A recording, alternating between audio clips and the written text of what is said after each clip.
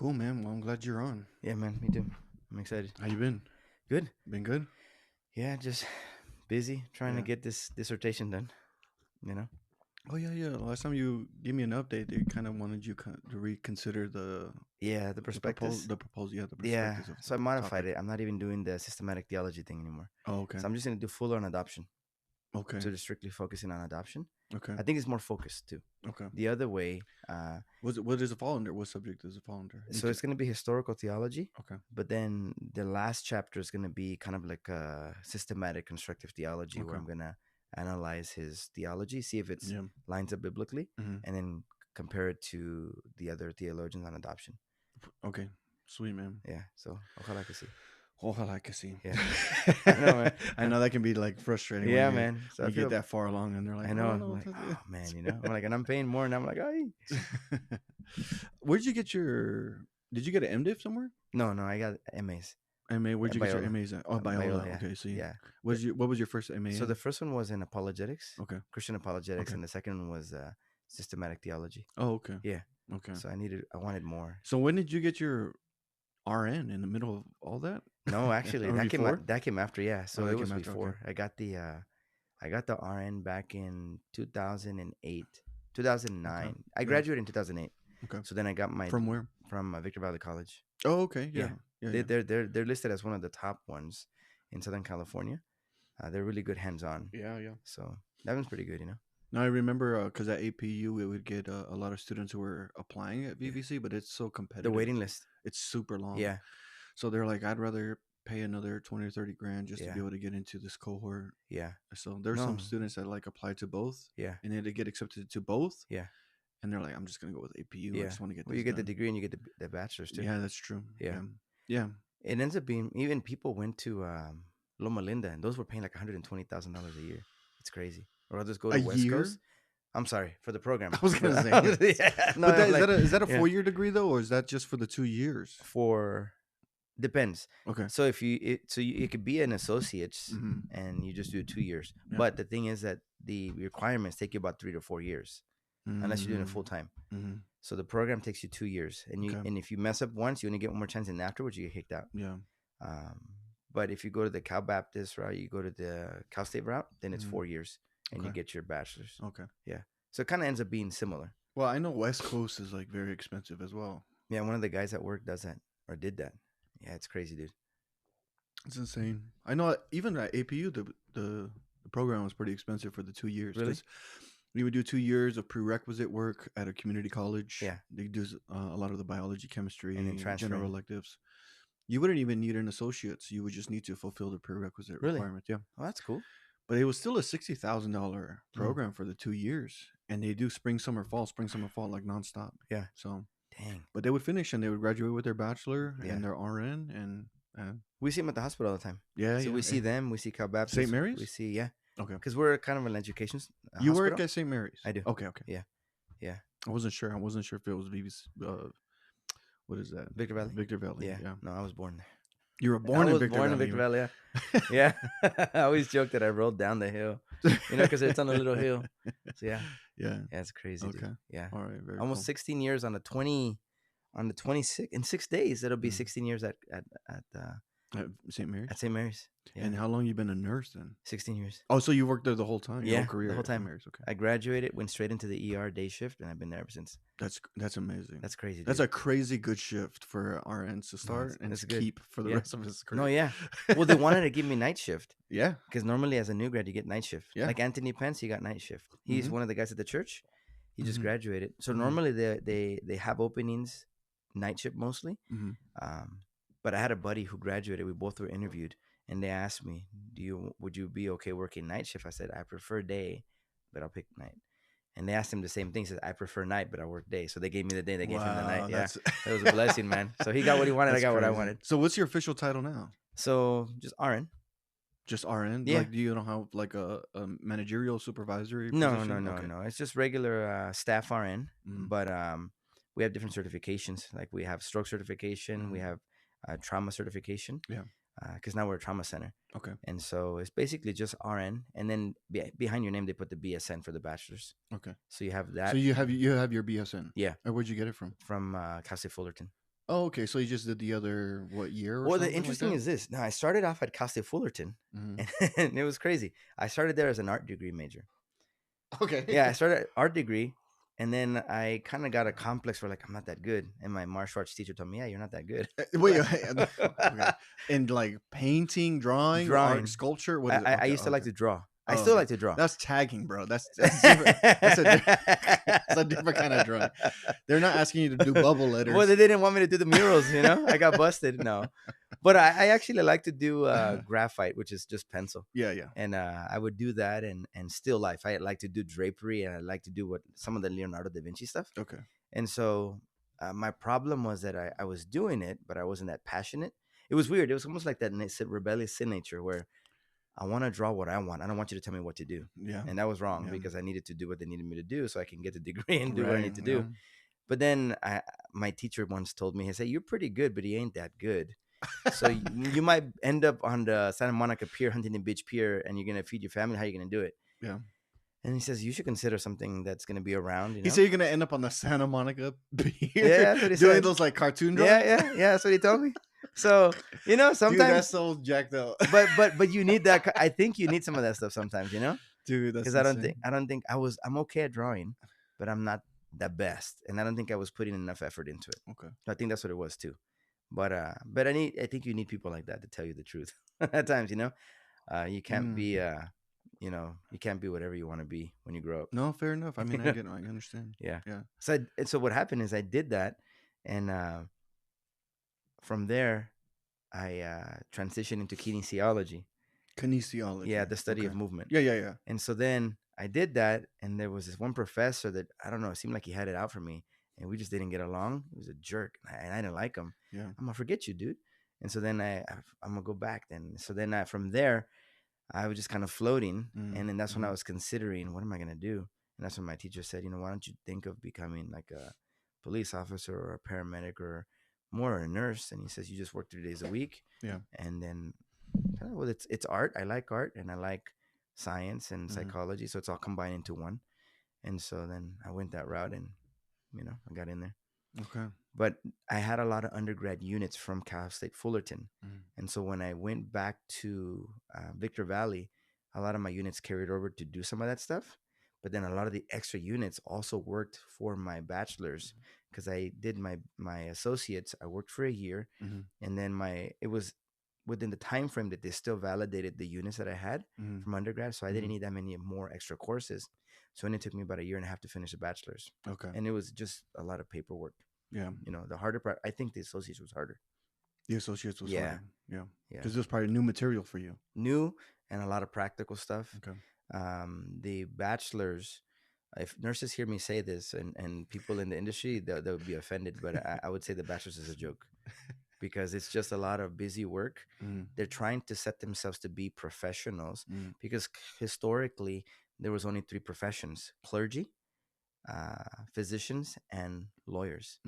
And there was something called the Flexner Report that came out, and then that's what kind of got them wanting to be professional and having this whole thing. So okay, so busy cool, work. man. Yeah. So from ADN to BSN. Working as to MA in theology. To MA in theology. Yeah. Why that shift? What made you get a MA in theology and MA in apologetics? So when I got saved, I would say it was very much in part because of my martial arts instructor. He was one of the instrumental people that told me about the gospel, growing up Catholic. And so he presented me with some facts and questioning stuff. And I would say, well, I know about Jesus. I'm Catholic. And they would always talk about Jesus.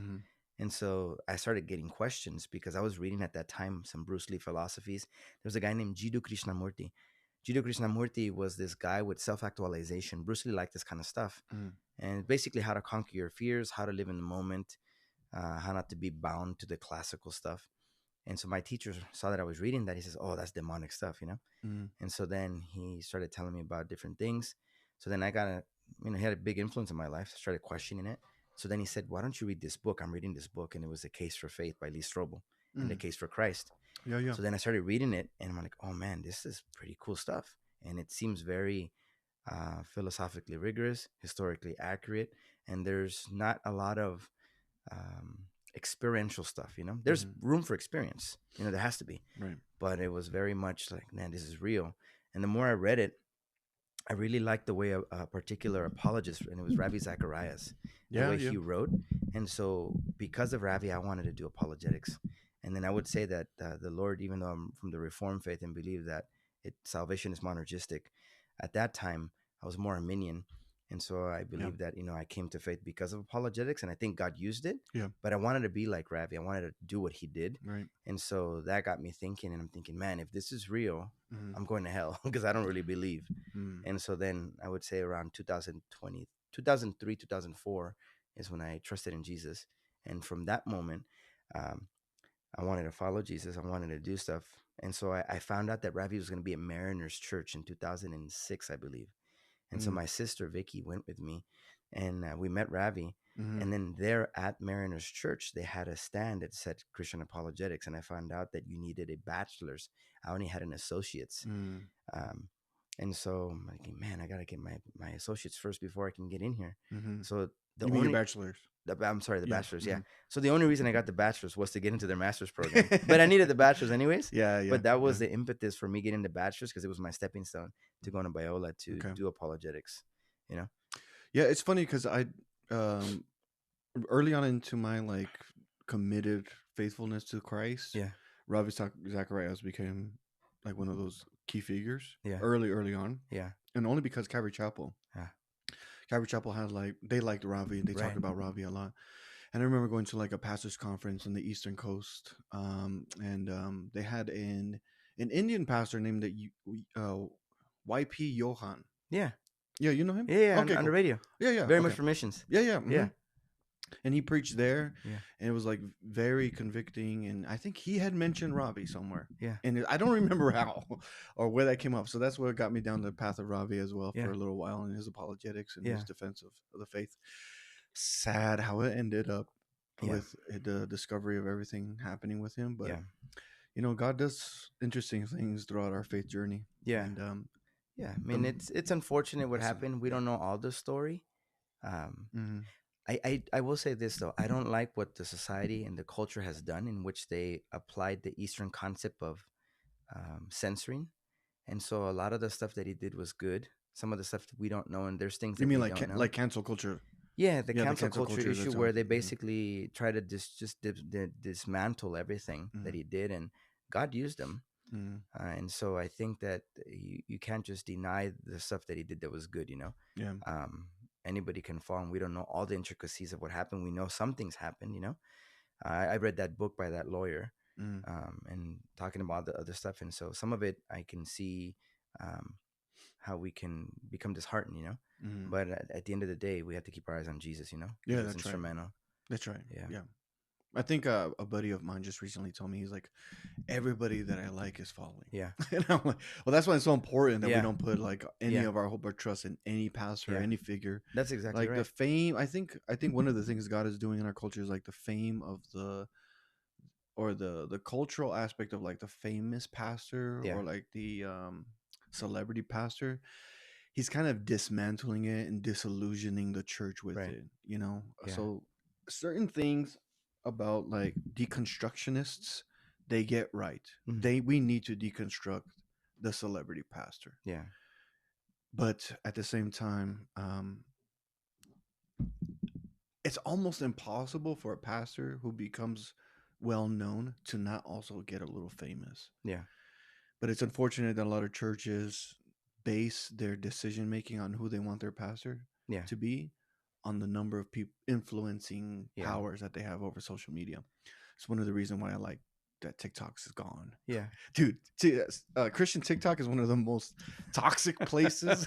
Yeah, dude, it's so toxic. It's so crazy. I delved into that for like maybe 1 or 2 months, and then I realized, like, dude, I'm stuck in here, bro. Yeah, everybody wants to debate. Everybody wants to have a conversation. Everybody wants to do this. Everybody wants to talk. Everybody wants you to answer a question. It's like, it'll consume your life. No, it just becomes like the world is mimicking the world, That's exactly right. It's unfortunate. I mean, you're right. I mean, people can become famous, but they have to stay attached to the local church, and they have to be faithful and not look for a name. I'm grateful to my martial arts instructor who would tell me this. He says, there'll be a day when I hurt you or offend you intentionally or unintentionally, and you have to be ready to forgive. The ball's in your court.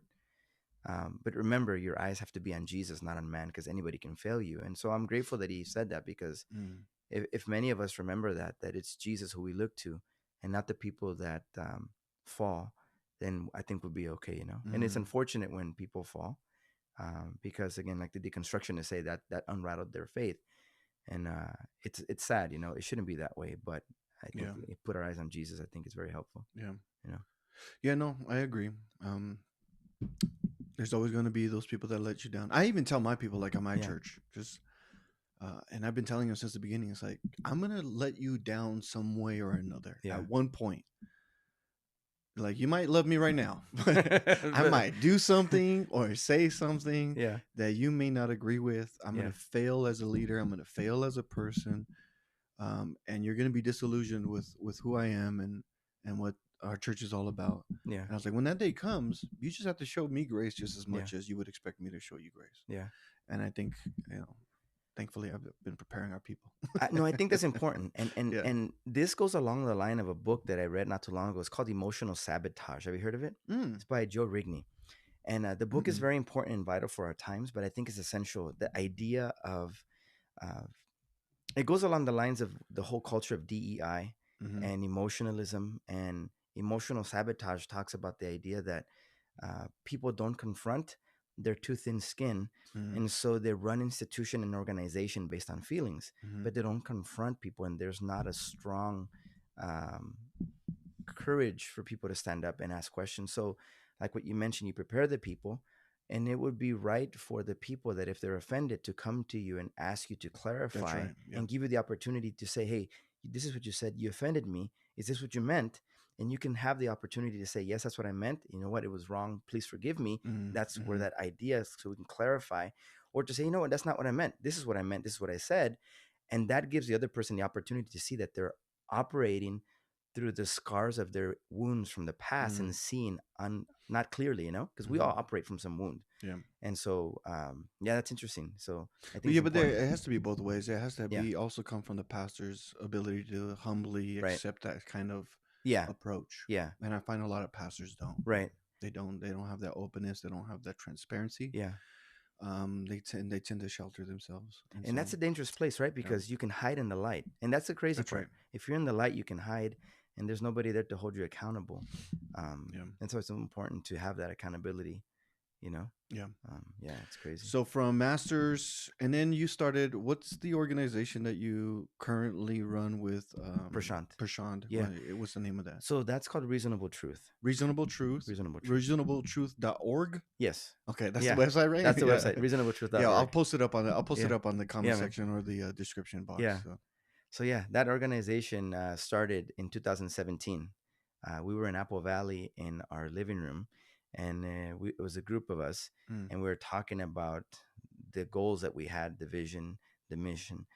And so we sat down and this was while you were going to Talbot still, or after you had just already graduated? So I think I was still at Talbot.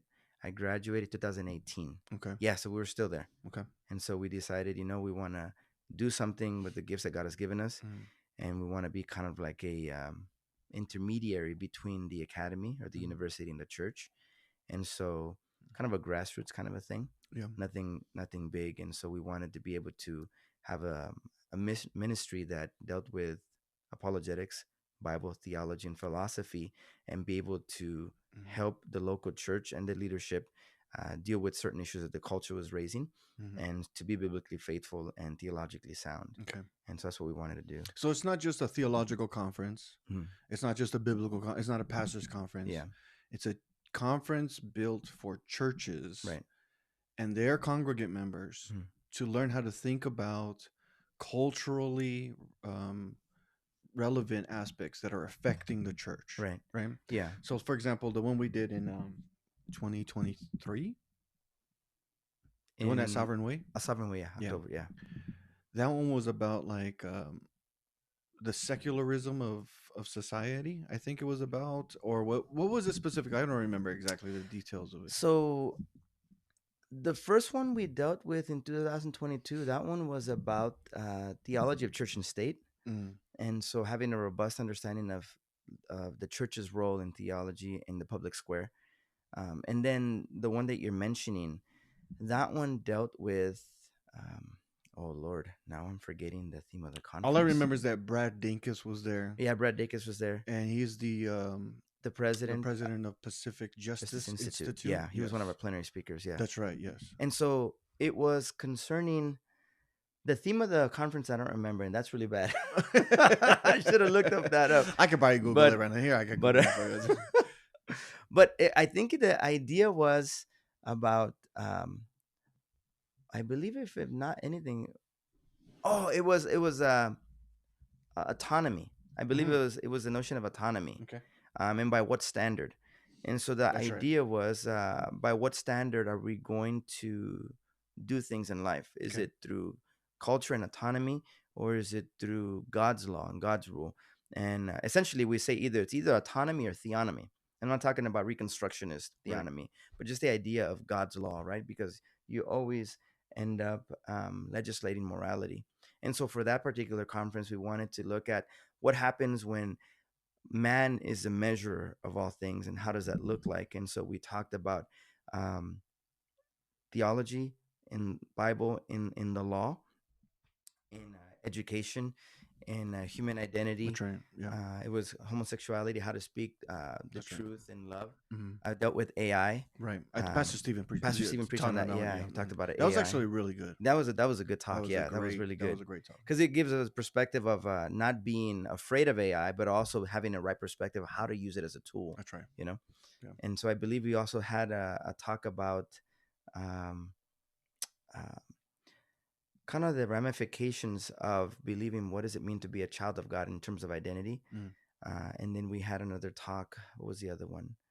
About I think this is Brad Dacus. He talked about kind of the Bible and the Constitution, I believe. Oh, that's right. Yeah. Yeah. In one of his breakouts. And then his main talk, what are the cities that are more friendly towards families? That's right. Yeah. Different things. And he also talked about being able to utilize public systems for the spreading of the gospel, and how churches can actually, the state is supposed to allow them to hold religious events at schools. And that was like really important for me to hear, because I was like, I started thinking about how churches could be more active in school environments. Right. But this is the webpage, right? Yes. Reasonable Truth, upcoming events. Oh, you request a speaker too. Okay.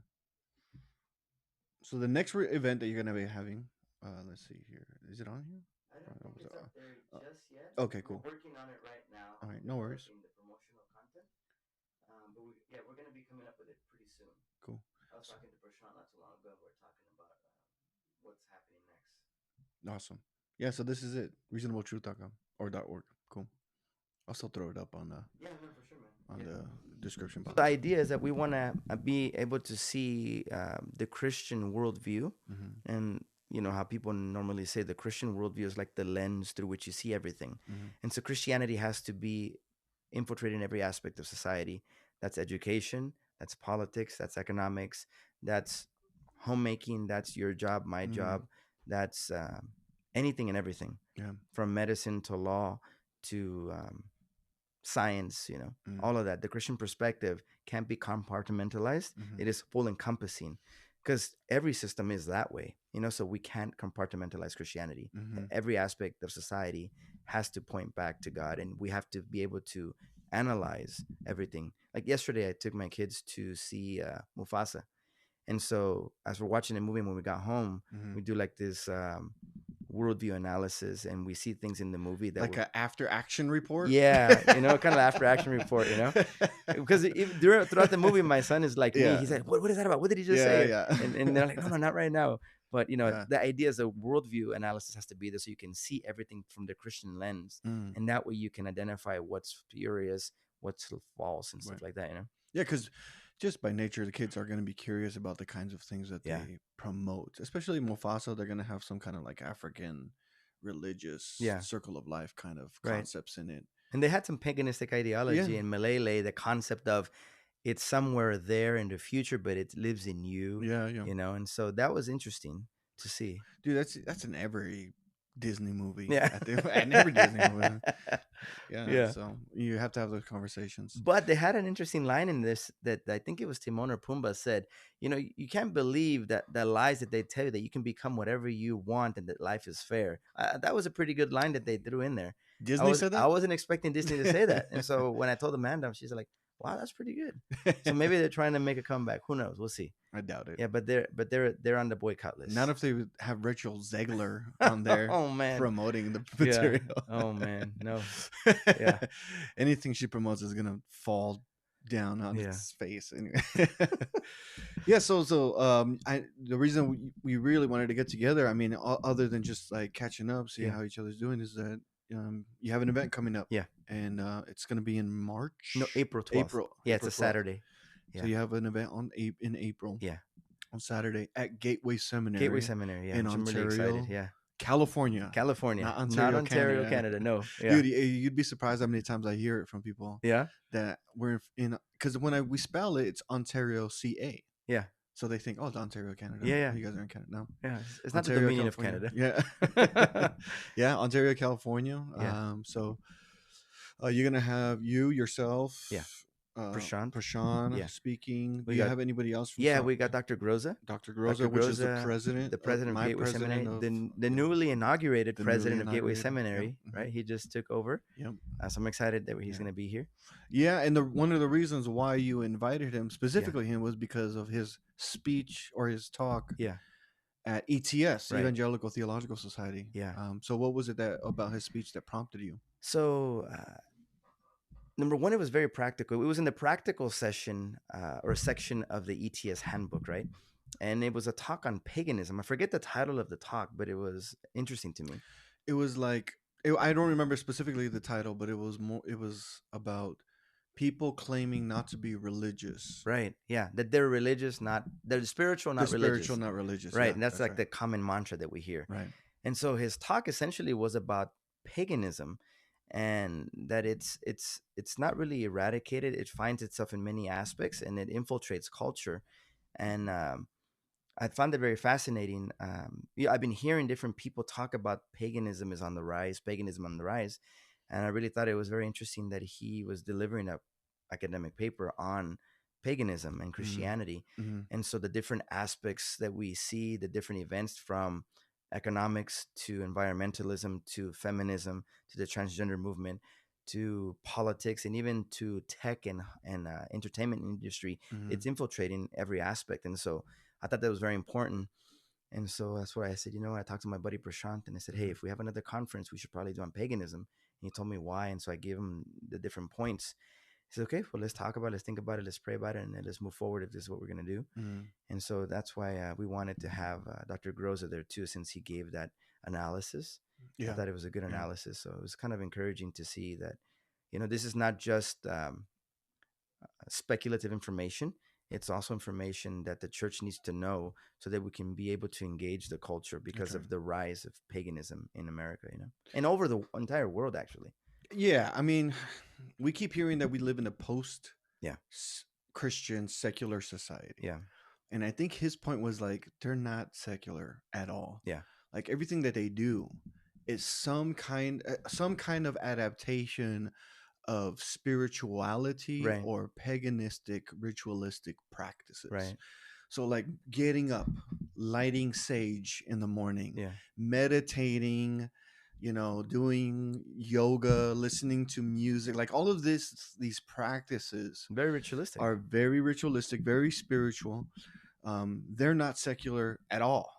Because if you wanted to truly be secular, and the definition of secularism is that you don't practice spiritualism or you don't adhere to any religious identity. Right. And they'll claim that, but their life doesn't practice. Right. Yeah. It shows something else. Yeah, exactly. Yeah. And every aspect of their life has some kind of ritualistic tradition behind it. Yeah. Whether they're listening to secular music or they're listening to some kind of self-meditation or self-improvement.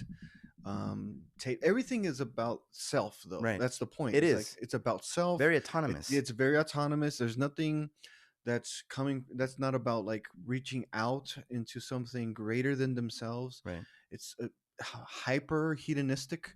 So it's just about trying to make yourself better and getting yourself aligned with yourself and understanding yourself, and it's all about the self. Yeah, it's a very interesting thing because, G.K. Chesterton made a comment a long time ago, and he said that the tragedy of disbelieving in God is not that you won't believe in anything, and this is very important to note. He says it is that you'll believe in everything, and that's a concept of the human heart, right? It's autonomous. Humans by default were created to worship.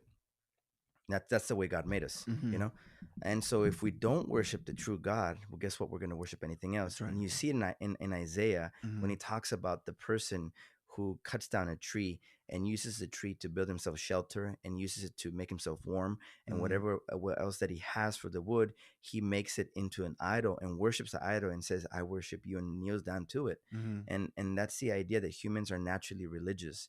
And if they're not worshiping God, which they were created to worship God, they'll worship anything else. And that goes along the line of this whole concept of power, autonomy, self-aggrandizement. Yeah. And so that's the natural, in kind of the built-in aspect that we were created to worship. And if you don't worship God, the true God, you worship anything else. And that's what we see, Yeah. And it's all about power. 100%. Yeah. No. And the I always find it very interesting that the same people that would condemn Christianity and the practices of Christianity will then turn around and practice other religions openly and like be open to other aspects of religious practices.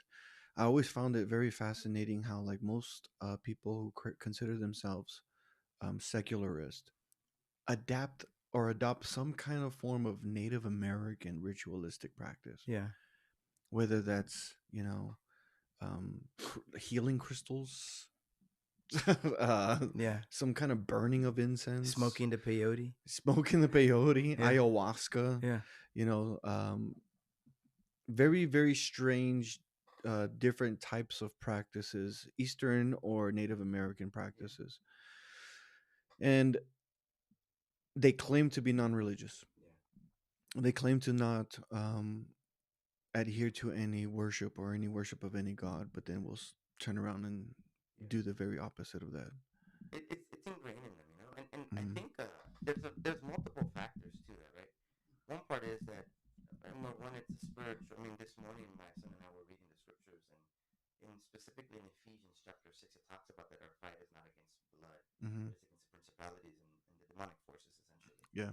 And you see Paul talking about how when people worship these statues, they don't really are worshiping the statues. There's really nothing there, but really they're worshiping the demon behind the statues. That's right. They don't know the demon. Yeah.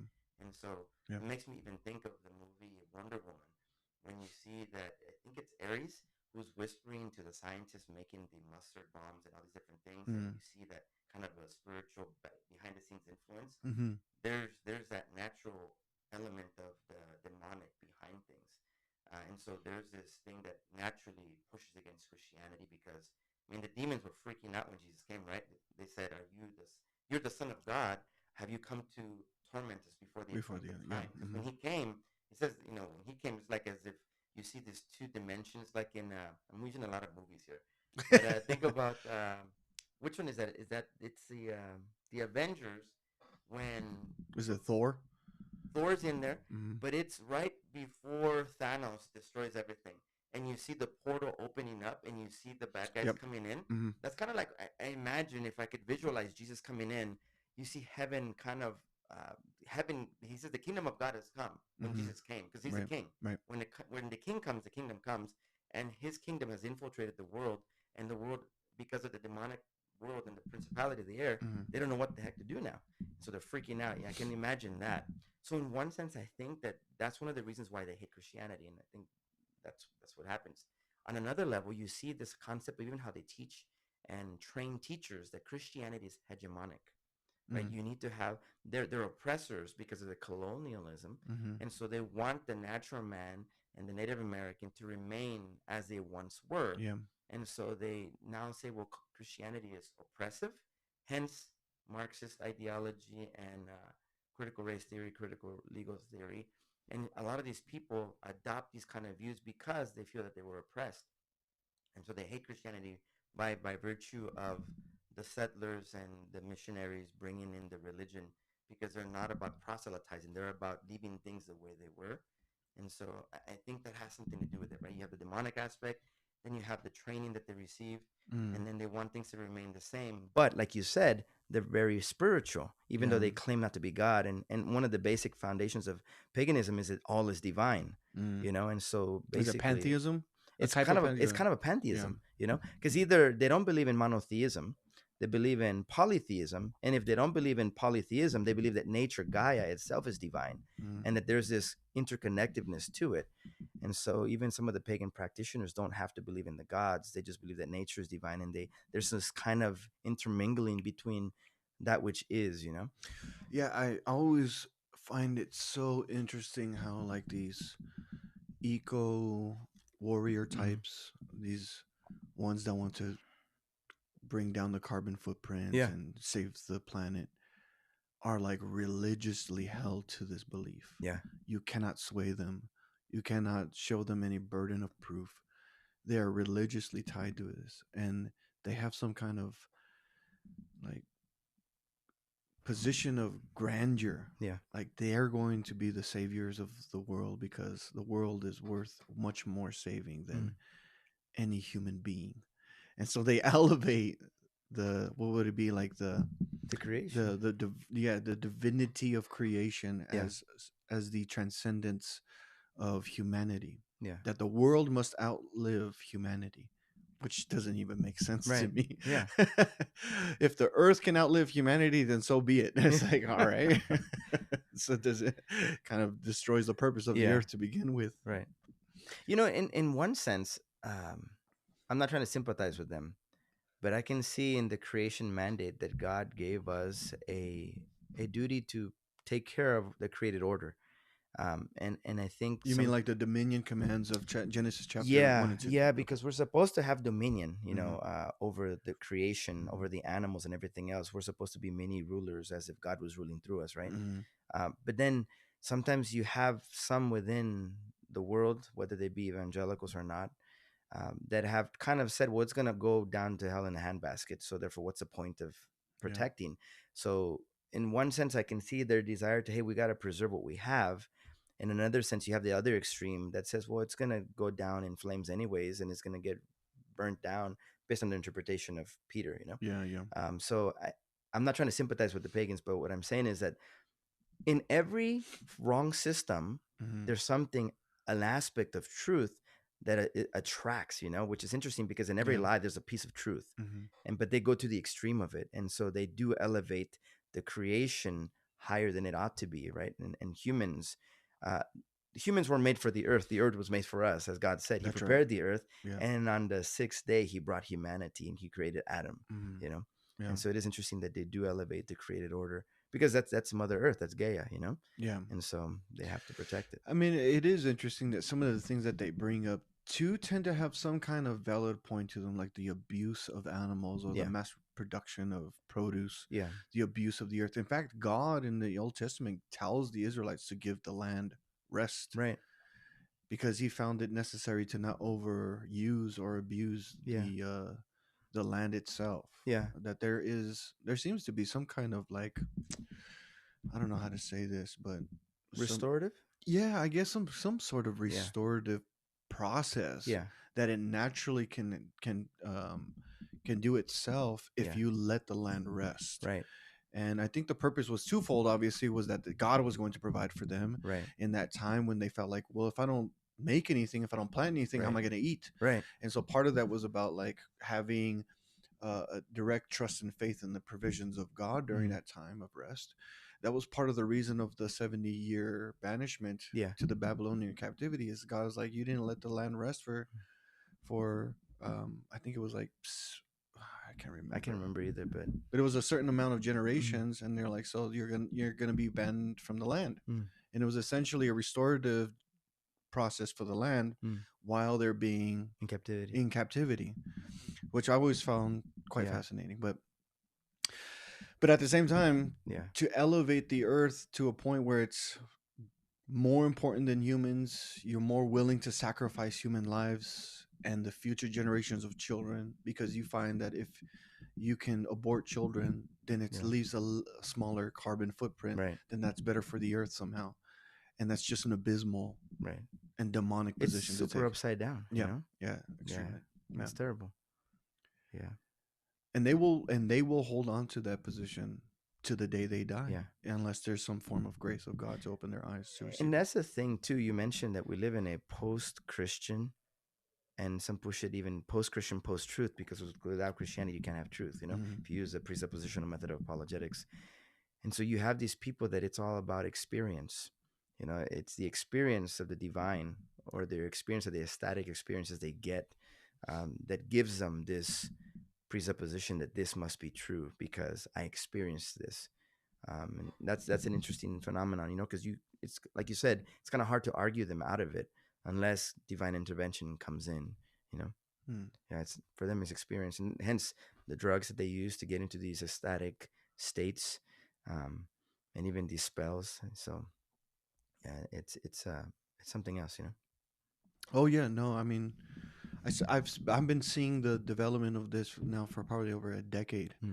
It's I started seeing it a lot within the last 5 years. I don't advocate this podcast, but when I watch Joe Rogan, just because he has interesting conversations with people sometimes, right? And for a little while there, it was almost like every person he had on was talking about ayahuasca, transformation through this drug use. Really? And yeah, like experiencing these divine kind of ethereal visions that help them change some component of themselves. So most of the podcasters, most of the comedians take these kind of like ritualistic sabbaticals to these Native American reservations. Will then go on like a 3 to 4 day binge of ayahuasca, and they'll say they experience God and experience some kind of divine transformation. And I was like, that's religion. Yeah. All you're doing is you're attributing everything that the Christian does for God to anything else. Yeah. Anything else. You're just drug use. You're synthesizing what the spirit can do for you. And with drug use. That's really all it is. But I do find it interesting that I think it was Jordan Peterson was talking about how people who try to quit drinking or try to quit cigarette smoking specifically cigarette smoking, tend to fail almost all the time unless there is some kind of divine experience. And if there's some kind of divine experience, then they almost always stop smoking. Interesting. Yeah, it's fascinating, and that's just like a psychological evaluation. That's interesting. My dad didn't have a religious experience, but he was a chain smoker, and so I mean, maybe on the more so on, I guess the norm is that that's what happens, you know. Yeah, that's interesting because he stopped smoking because he saw my sister was coughing a lot, and he just stopped. Like in 1 week, he stopped. He just dropped it, which is pretty crazy. But he's a very strong-willed man. But I mean, that it's interesting that unless there's a divine intervention or some type of experience that they do stop, you know. Yeah, that's interesting. So this conference that you're going to be holding, you're going to have yourself, Prashant, Dr. Groza. Who else do you consider? So we have Jacob Daniel. Who's that? Jacob Daniel is also a buddy of ours from Biola University, and he's also the founder of the Heritage Council, which is another organization that tries to engage with the marketplace of ideas, the culture, with the gospel, but also with cultural analysis. And so trying to speak about the truths of the Christian faith in different areas. So they consult and they do conferences too. And then we have Tony Costello. Tony Costello is also one of our buddies from Biola University. He trained there too. And so he has, I think, the president and founder of Kirkwood Center. And they're also involved with theology and ethics to be able to bring these concepts to the local body as well. And then we have Dr. Kevin Lewis. Kevin Lewis is one of our former professors. He is an interesting character. I really like him. He's a blend of a theologian and a lawyer, mixed with a little bit of everything else. He's a jack of all trades. But I really think that he's an expert in this area. The man is like a walking encyclopedia from Elenctic theology, polemical theology, apologetics, you name it. And so he has an interesting way of putting things, kind of zeroes in. And so we'll have all of these guys working together to kind of bring to the forefront. Um, Essentially, we're covering 3 points. One of them is what is paganism, and defining that from a biblical perspective, not just anthropological, sociological, which there's a place for that, but because we're Christians, we want to understand what this is, right? Yeah. And from a biblical perspective, we know that in the Old Testament and the New Testament, it was polytheistic magical religion. That's what it is. And the 3 tenets typically are divination, magic, and spiritism, and that's what we see in the New Testament and Old Testament. And some of that we see in what we see today too, through the use of hallucinogenics, through ecstatic experiences. So that's the first question we're going to tackle: is what is paganism? The second question is what is it? Why was paganism wiped out? Now, the question is interesting because paganism was basically brushed to the outskirts. That's what the idea of paganism means. It means rural, in the outskirts. It never really was wiped out because that's kind of the human natural default position. Again, like I mentioned a while ago, if they don't worship God, they'll worship anything else. Romans 1. That's exactly what it is. And then the third question is, why is it making a comeback? And so those are essentially the 3 things we want to cover. And so what we want to do is we want to give an analysis of what it is, the worldview perspective from a Christian perspective, and then why is it making a comeback, and then offer apologetic tools to local churches, students, seminary students, and their congregants to be able to answer the question and to have a biblical response, because that's one of the reasons why our ministry exists, to train and educate people to know what it is they believe and why they believe it, and to engage the culture with the gospel, and to be able to address issues that are coming up or issues that are around with the biblical answer, faithful answer. Okay. Yeah. Do you have a name of that conference here, or is it just going to be Reasonable Truth? Or? So the conference, typically the conferences go by Gravity Conference because of the gravitas, the weightiness of the concepts, especially the gospel, but the issues that are at stake in the culture. And then the subtitle essentially, or the title for the theme of the conference, is going to be Christianity and the Rise of Paganism. It might change a little bit, but that's essentially the concept: Christianity and the Rise of Paganism. That's the main theme. And so another element that we want to discuss in the talks is that when a culture loses its Christian foundation, it naturally reverts back to paganism. And so you see in the Roman Empire, before that, the Christians were persecuted. Hence comes in Constantine and legalizes Christianity. And all of a sudden, you don't have any more persecution. There's different aspects to this, but with that, the pagans were essentially pushed to the outskirts, right? And now you have the practice of Christianity being forefront and central. And so then when you have a Christian influence in every aspect of society, paganism goes to the outskirts and hides. But as the Christian influence diminishes in society and a culture, guess what? Paganism comes to the forefront again. And so that's one of the things we want to address and try to answer. What is it that's happening in America that we need to address? We do preach the gospel, and we need to preach the gospel. But we also need to see a practical gospel, not just a gospel being preached. We need to preach the gospel because God changes hearts, right? The Holy Spirit brings a change. Right. But we also need to be doers of his word, not just hearers of his word. And that doing connects with what Ephesians chapter 2, verse 10 says, that God has prepared good works for us to do. What are those good works? Normally we think they're very spiritual in nature, but those good works are, for example, as a husband, my job is to love my wife as Christ loved the church. What's my wife's job? Her job is to respect me, right? As being to the Lord, as to the Lord. My children are to obey their parents, that their life may be long and well. That's in the home. And so when you have a strong home, you have a stronger church, because the church is made up of families. And when you have a strong church and family, guess what culture has? A stronger culture and stronger family, less breakup. But the thing that happens, I think, and I could be wrong, but we've been preaching a gospel, and the gospel is the true gospel, but I don't think that we have, it's more spiritual, By that I mean it's very Gnostic. And what I mean by Gnostic is that we're elevating the spiritual things we're doing to the practical things that we ought to do too.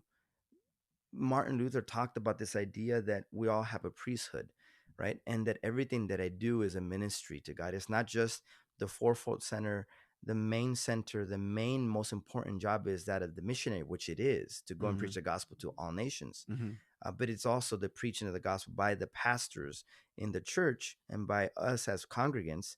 But your job as a director of enrollment, my job as a nurse, the job of my father as an ex-cook, my mom as a homemaker, my wife as a homemaker, all these jobs are important. And so we need to be able to see that everything that we do has to be Christian.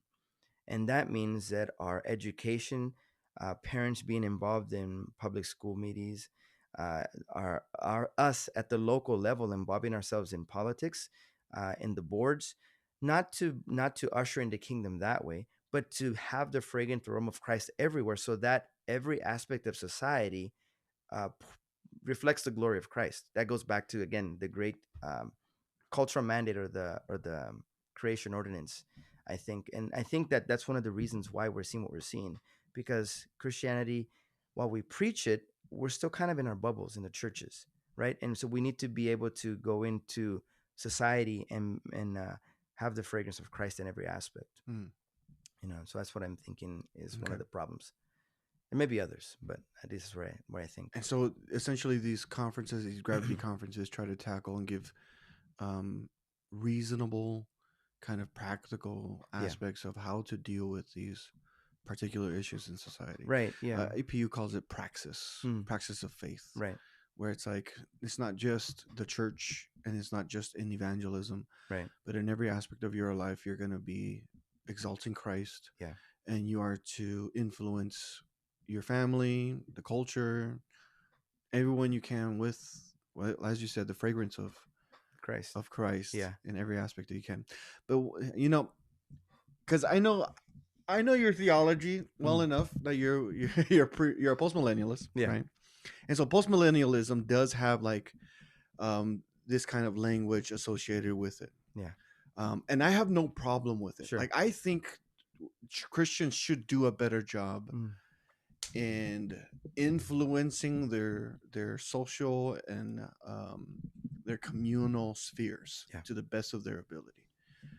But to the degree in which we'll have success has always been like a mystery to me, because I think we should. But is it something that the church is failing at to do well, or is it just virtue of the fact that we are aliens and sojourners until the return of Christ? Yeah, no, that's a very good question. I think there's a variety of aspects to it. Maybe what I'm going to say is very cliche, but I think our eschatology matters, and it's been pushed to the outside. Let me give you another example. Friedrich Schleiermacher, made waves in the theological culture because he wasn't just a regular theologian. He was a theologian that was paid, and he brought about this different way of looking at theology that changed, right? He kind of focused on not just mere rationalism, which is one of the reasons why we have this resurgence of paganism too. It's kind of a response. But Schleiermacher, when he wrote his systematic theology, he put the Trinity at the end. And the reason he said that it was because it was merely speculative and not practical. Right? In the same way, I think that eschatology, normally we put it at the end in our theology. I'm not saying put it at the front, but I think the eschatology, our study of end times, is important because it does help us frame how we engage now. So, for example, you hear C.S. Lewis say that people say that those who are heavenly minded know no earthly good. But if you're really heavenly minded, you're going to be very much of earthly good, because you're going to be living a different life. You're going to be engaging differently.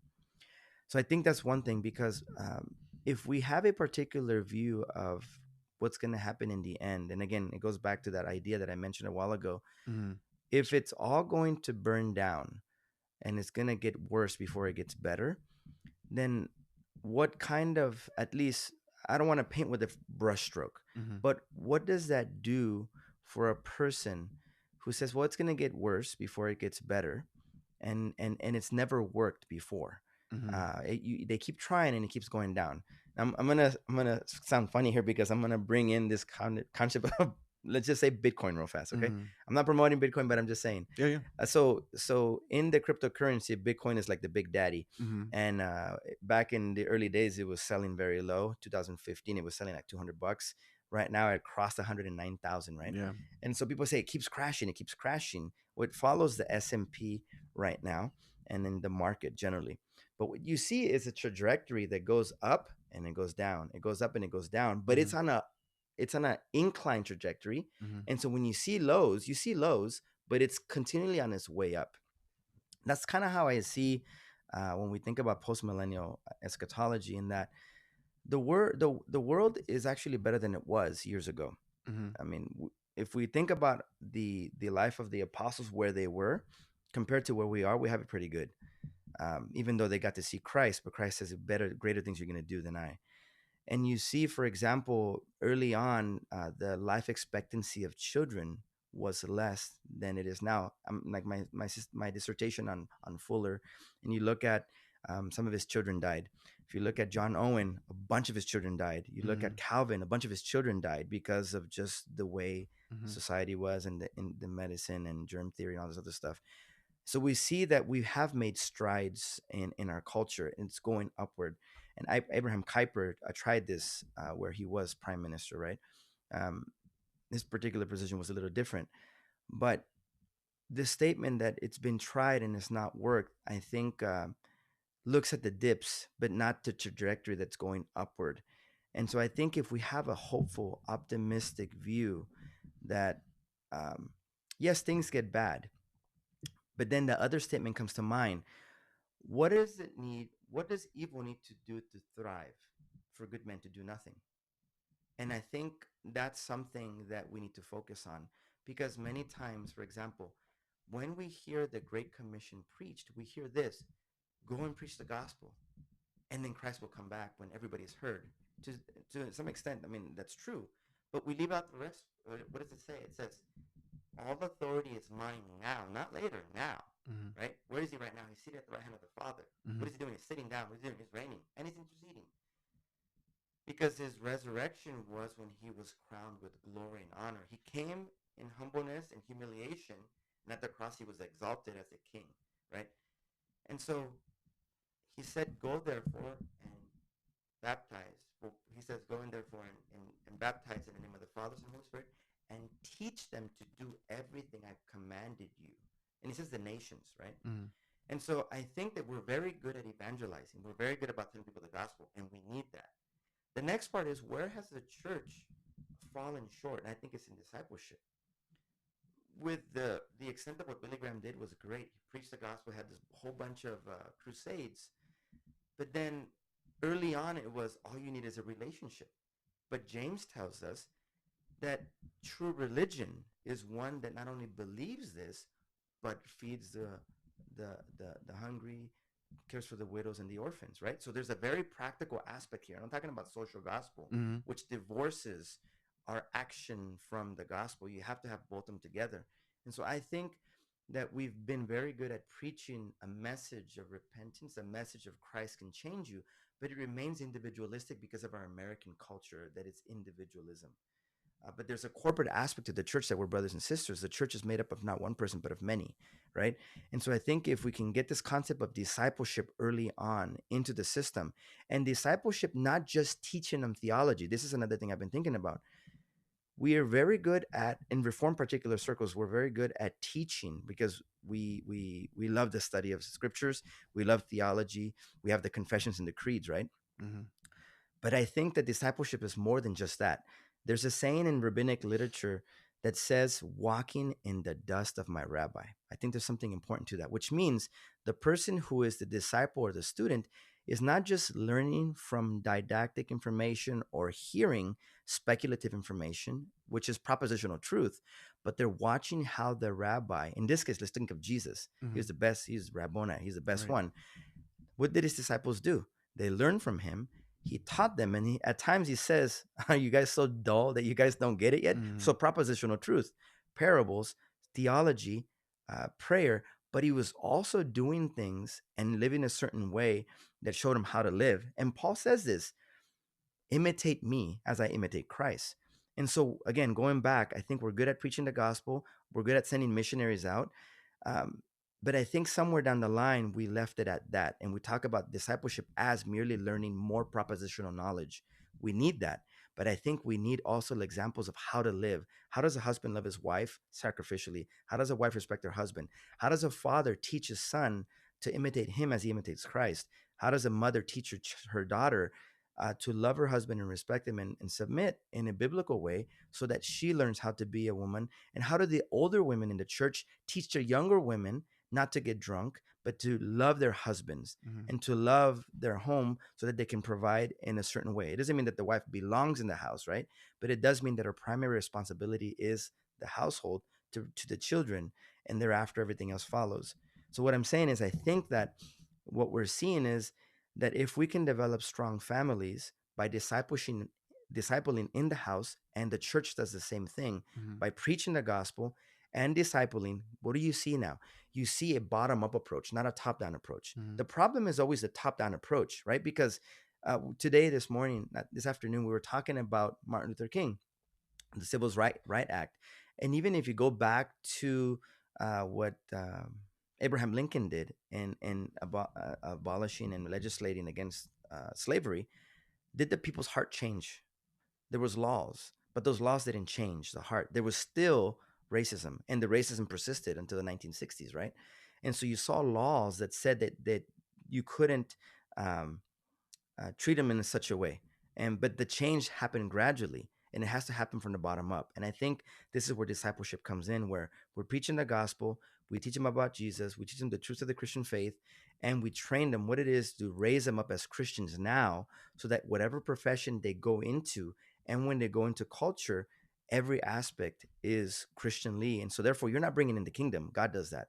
We partner with God to do the works that he's prepared for us to do in advance. And I think that's a part that's missing. If you look at the Puritans, Harvard, Dartmouth, Princeton, Yale, why were these institutions made?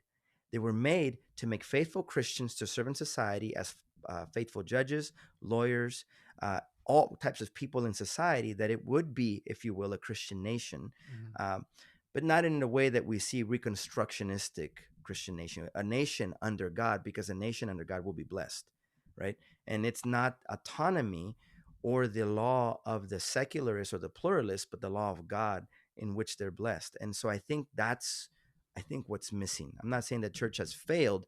I'm saying the church needs to do more of these elements where there's a praxis that needs to happen, not just Gnostically thinking that by praying these things will happen.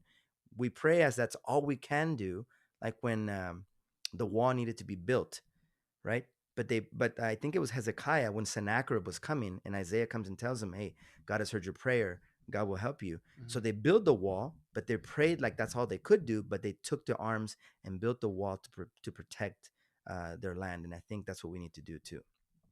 You know, again, everything you just said, I'm like, amen to all of that. Like, I totally comprehend. It's a bottom to top approach. You start with the family unit, which will then affect the social aspect, which will then affect the corporate, which will then affect the legislative. Like, it affects all things in society.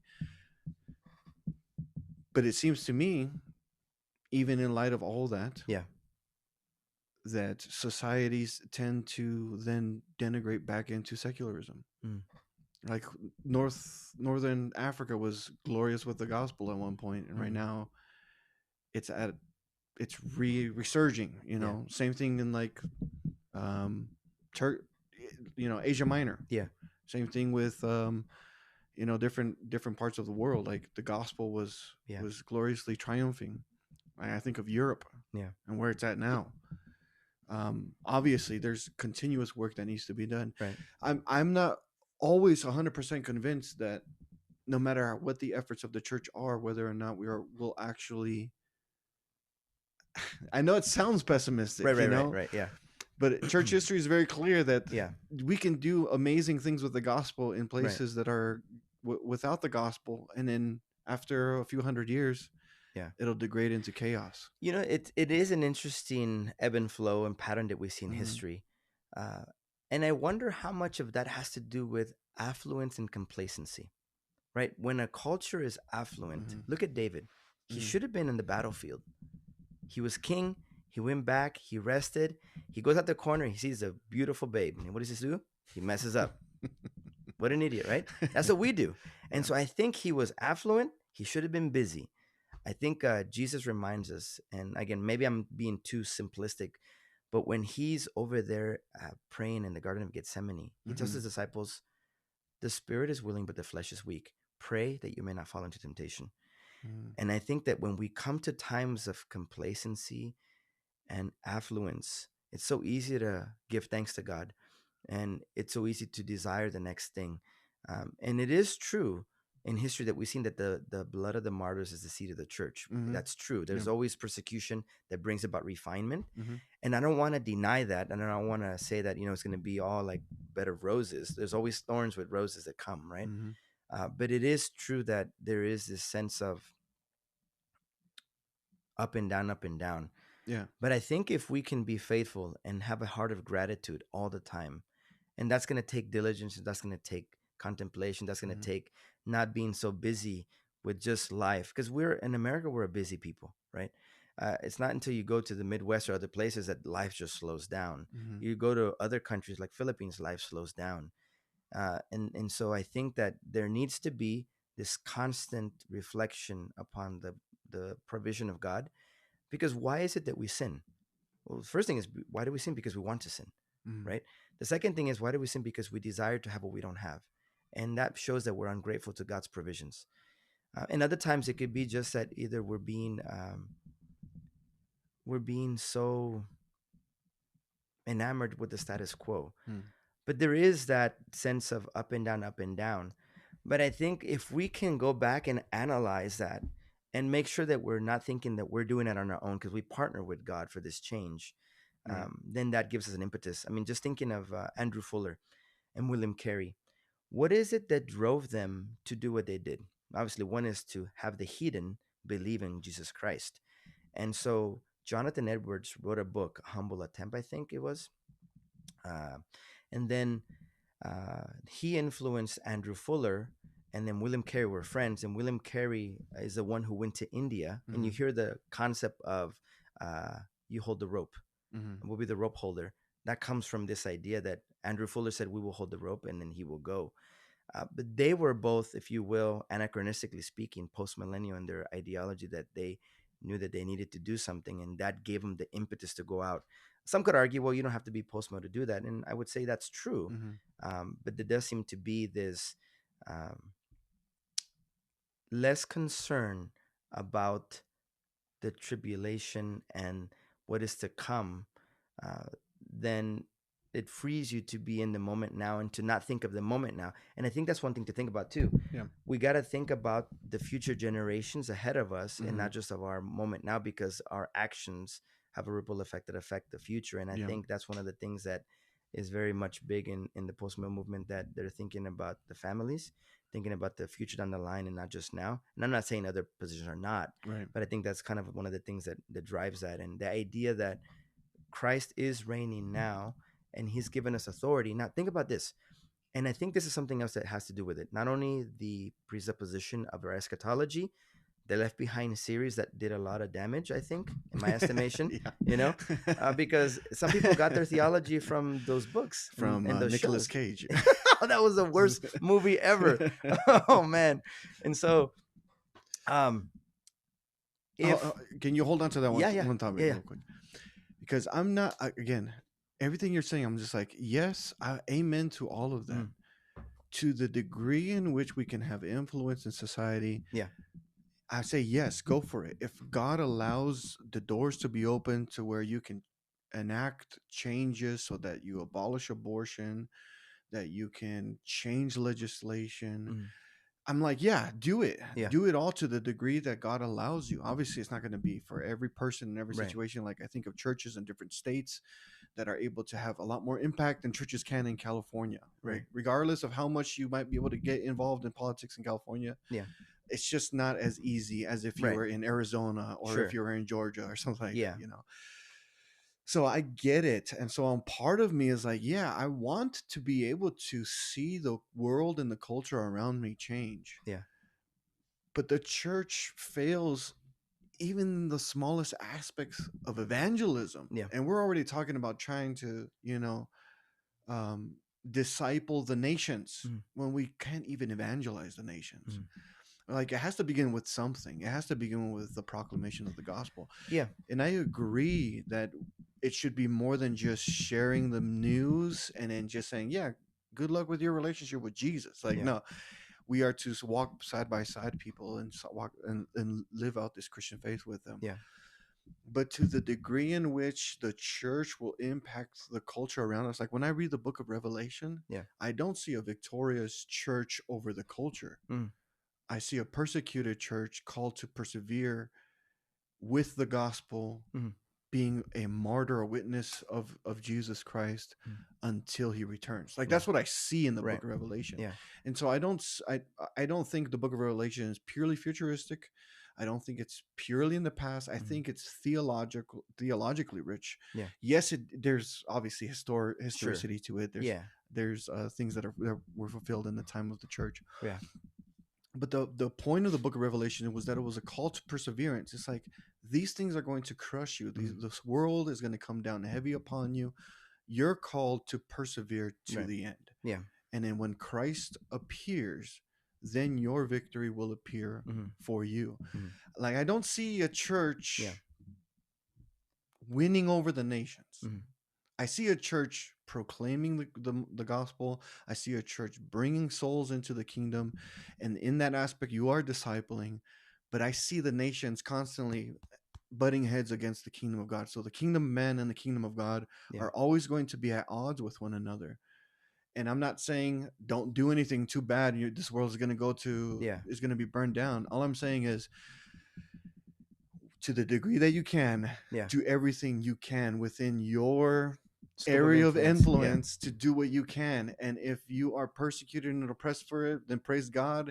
If you're given an open door, praise God. Like I don't know how to define it one way or the other definitively. No, that's a good point. I mean, it's scriptural, right? That suffering is a gift. I mean, I think it's Philippians chapter 1, verse 29, that not only belief is a gift, but so is suffering for his name's sake. And the idea in Romans 8:17 that you cannot experience glorification apart from suffering and going through what Jesus went. I think that's true. And I think to some, what you're saying about evangelizing.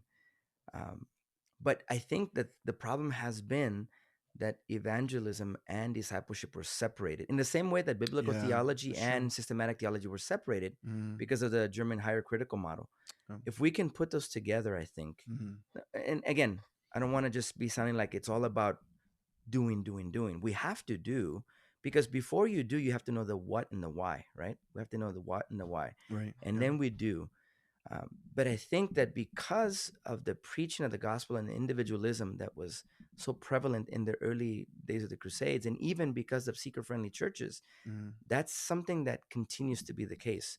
And so I think if we persevere, I think if we're faithful, I think if we remember that what God told Adam and Eve was never abrogated. It's been there. It's always been there, and it never left. But because of Adam and Eve's disobedience, it was kind of messed up. It says that we're supposed to have dominion. It says that we're supposed to rule. And so when Jesus says all authority is in mine, go therefore and do this, we're supposed to be taking what Adam and Eve didn't do now. And so while there may be up and downs, and there will have to be persecution that still happens because of the clash of paganism versus Christianity, or the spiritual world because we're against spirits, I think we have to pray, right? We have to pray, we have to fast, we have to do all these things. But I think that if we are faithful to do those things, not forget what the command has been, and have a more robust theology of the kingdom of God, right? Because in the book of, is it the book of Mark that talks about this, is it says the gospel of the Son of God, but I don't remember if it's either Matthew or Mark that talks about the gospel of the kingdom. And Jesus says the kingdom has come with his coming, right? And I think if we can get our minds wrapped around this concept of kingdom, and the idea that, now all belongs to Christ, and so the strong man has been bound, and the demons are like, my professor Dr. Lewis would say this: you have intelligent demons and you have dumb demons. And what I meant by dumb demon is like those criminals that barricade themselves in the back, thinking that they're going to take out the whole SWAT and everybody else, and they don't come out, and they're just fighting more. These are the ones that, they need not only just command them to come out, but they need prayer and fasting that Jesus talked about. So I think we need to be praying and fasting and doing these things. And I think, God willing, we can hopefully do what he said, because he says, preach the gospel, baptize them, and teach them to do everything I've commanded you. If we can combine those two and move beyond the mistakes of the past, our forefront, they did good, but they left that element out. I think that would be very beneficial for society, I do find it an interesting trend in like higher education, especially with seminary. Yeah. Just working intimately with the seminary for almost 2 years at this point, is that the pastor's increasingly becoming more of a professional pastor. It's almost impossible for a pastor to find a meaningful paying position that supports them. He has to be bivocational or co-vocational in one degree or another. And actually find an increase in bivocational pastors, and also an increase of the professional lay leaders and ministry leaders.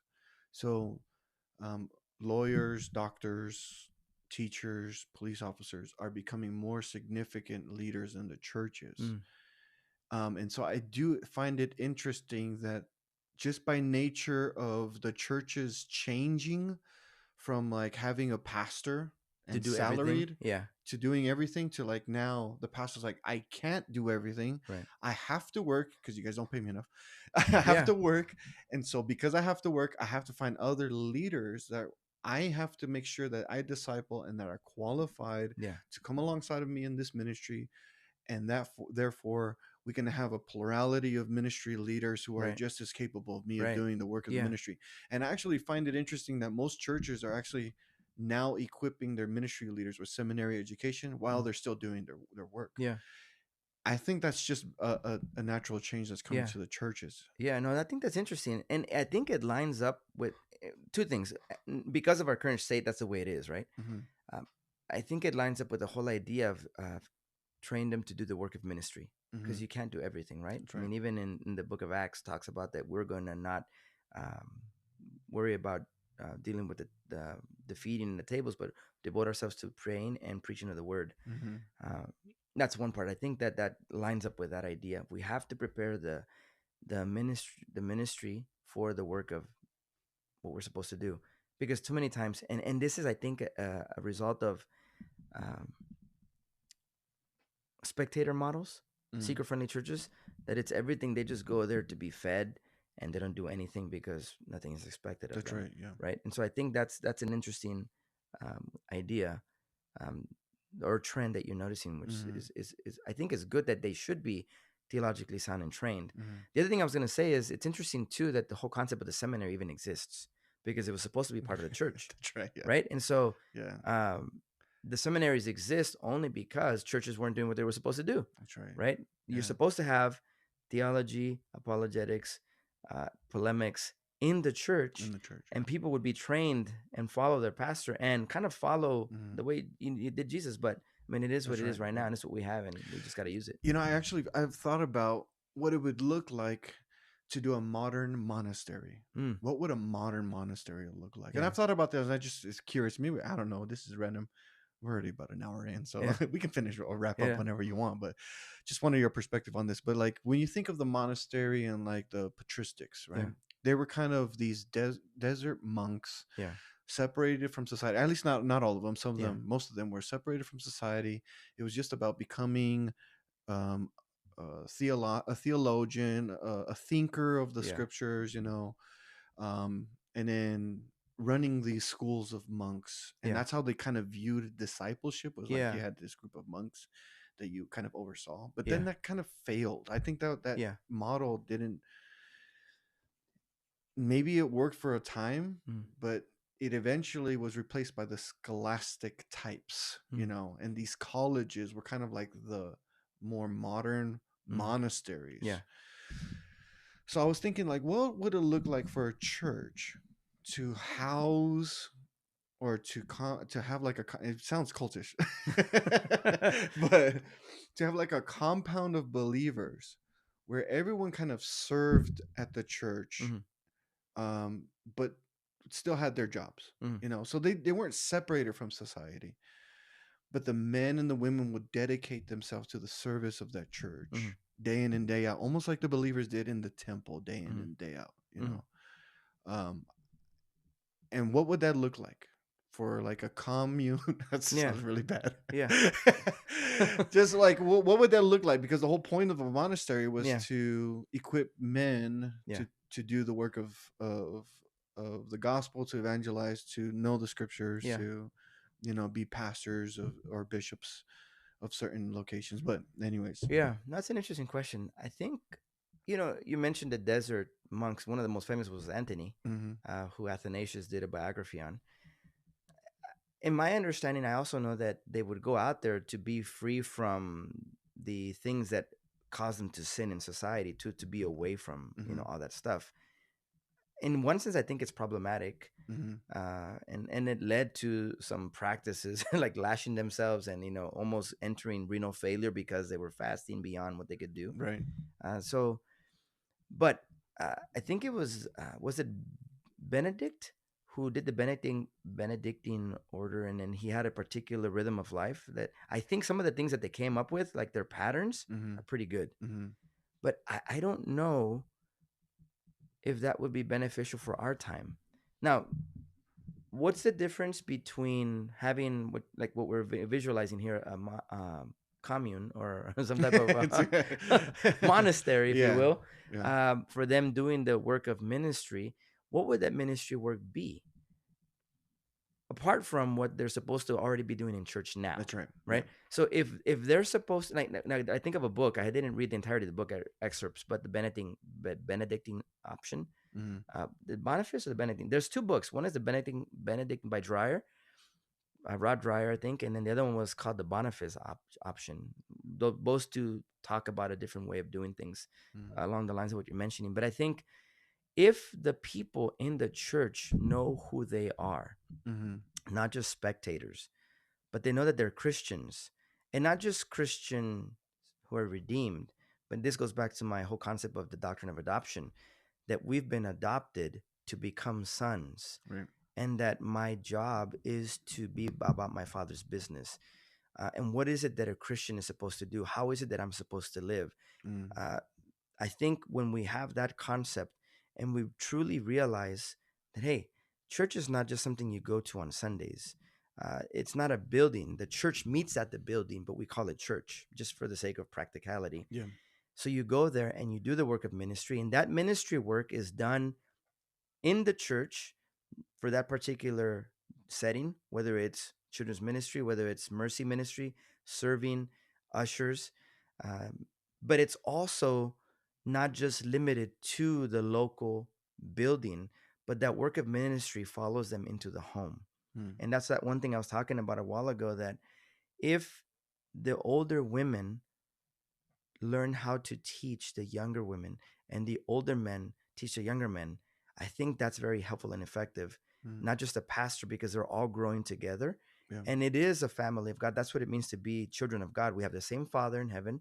We're all brothers and sisters of different ages, different walks, and we're supposed to come and sharpen one another so we can grow. If we put those things to practice and practice that, I think that would be an answer. That's what we're supposed to be doing already. Yeah. But sadly, I've been to many churches, and I cannot look at another older person and say, I want to follow. I want to be like that person. I'm not saying I'm any better. Right. And I can't see another woman. I mean, at least there might be one or two that I could point to my wife. Hey, she's a godly woman. When you guys do this Bible study meet, I think she'd be a good woman to learn from. That's very hard and minimal now. Maybe because there's new Christians, or maybe because people have been spectators for so long. But it would be ideal that as we grow up and are not just feeding on milk but on meat, as Hebrews talks about, that this can happen. But I think I wouldn't I wouldn't promote a little. Now it could be like a boot camp, I would say, right, for men who want to be pastors, and deacons who want to be pastors, potentially someday. That you have like a boot camp, but then again, would they be living at the facility, or would they be living at their own house and coming here? I don't know, man. It's just an idea. Yeah. So yeah, I'm getting into it now. Yeah, but no, yeah, but I mean that would be the concept. Is like you take some form of like daily schedule. Yeah. Maybe some single men there that want to be discipled and trained for pastoral ministry. And you would train them there, and you would show them how to evangelize. And essentially you would disciple this group of men. And then obviously the families of the church would also be there and, come alongside. And you would have a normal church services and everything. Because obviously the center location of a worship facility is important to the concept of church. You need to have the gathering of the brethren somewhere. So that's interesting. There's two things I think about that. One thing is something like that is already happening right now. Military.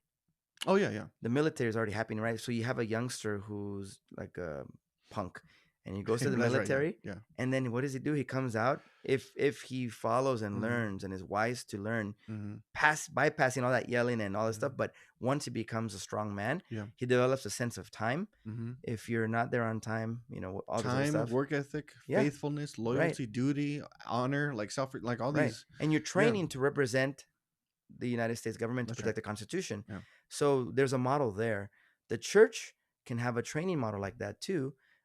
And in this case, I think having a successful or a good men's ministry, women's ministry for the women, for the men, I think is an aspect of there. I think of at our church, we had Brian here not too long ago. So we have a men's Dr. Orr. Dr. Orr. Dr. Orr.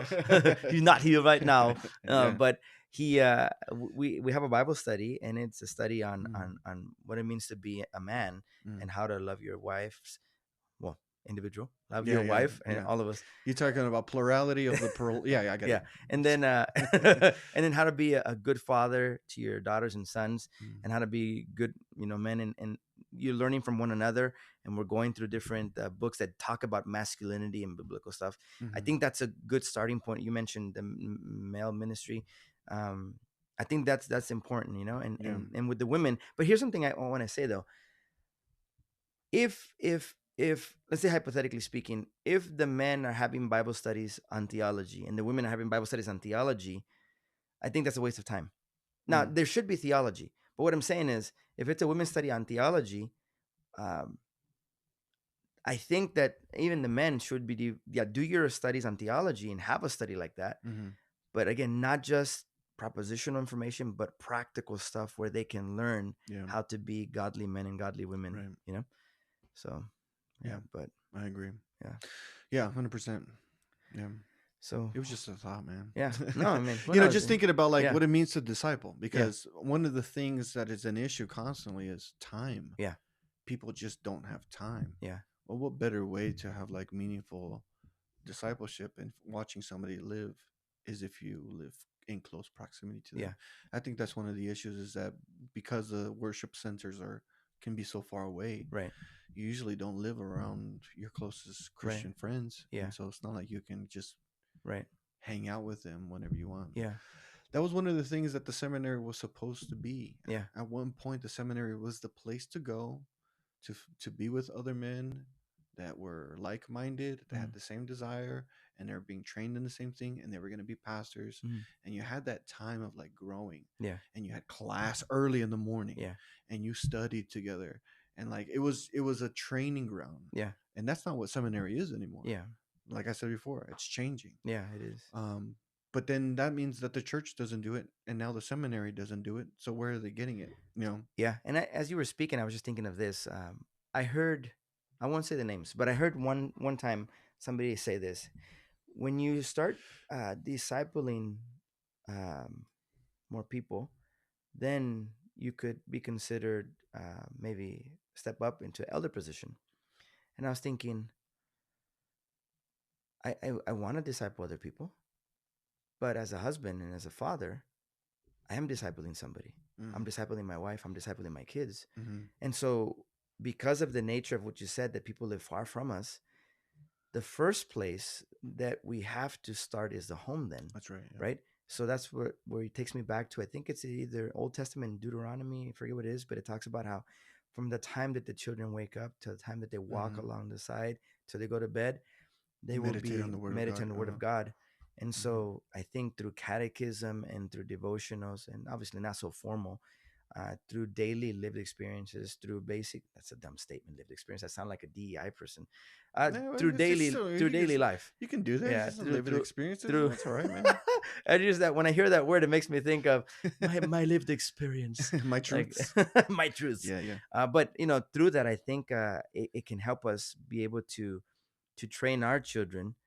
And that way, when we come together, that's happening. And then the job is not merely just left to the pastors and the deacons and the elders in the church to do the work of ministry, because my kids are not my church's responsibility. My kids are given to me.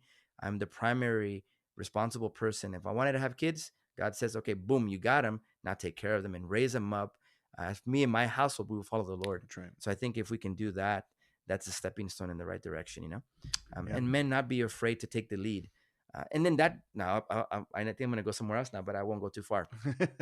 The church, I don't want to paint again in the broad brushstroke, but because of feminism's infiltration into the church and because of egalitarian practices, I think that that's been detrimental to the church.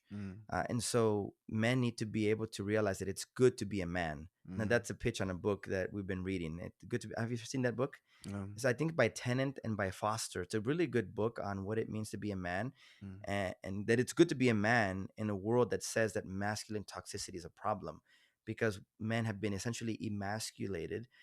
And the church is majority sometimes effeminate. And I don't mean by that they're homosexual. I mean that they have female tendencies, because mostly women typically make majority of the churches at times. Yeah. And so sometimes if the pastors are not careful, they're catering to the sentimentality of women because of the infiltration of feminism. So it's good to be a man. And as a man, God has called us to be the leaders and to set the order in the house, to be the spiritual leaders, to nourish our children, to guide our wives, and for them to help us see, because they're our helpers. If we can do that, I think it'd be very good, not to be afraid to take the lead. And God gave us that role. Not that we're better, he just gave it to us, he chose it. And so we take that role responsibly, teach our children, love our wives, guide them. And then that happens in the home. And then that flows out into culture and into the church too, I think that can be very helpful. Amen. Yeah. Very good. Well, reasonabletruth.org, April 12th. From 9 to 4:30. From 9 a.m. to 4:30 p.m. at Gateway Seminary in Ontario, California. Information will be on the description box. Anything else you want to share, man? So for the conference, we'll have 3 plenary sessions. So 3 main talks. In between those talks, we're gonna have 6 breakout sessions. So 3 breakout sessions going in between the 2 talks, and then 3 more breakout sessions. And then we're gonna try to have a pastors leadership luncheon that will be specifically geared to pastors and leadership within the church, for dealing with more any questions they have about the conference or issues related to paganism and how to deal with these issues. And then we'll finish with a panel discussion and Q&A at the end. So I think it'll be a fruitful time. I think it'll be exciting, and I'm hoping to see a lot of people there so we can help them see this. Great, man. Yeah. Awesome. I'm excited for it. I believe Gateway is going to be helping to sponsor this as well. And so we'll connect more on those details. Yeah, sounds man. great. But yeah, I'll shoot this up on YouTube. And if you're watching this video, hit subscribe, like, share the video, share the content, and appreciate you coming on, man. Thank you, brother. Appreciate it. Good to see you, and good to talk see you too, man. Yeah. All right, bro. Love you, man. Love you, bro.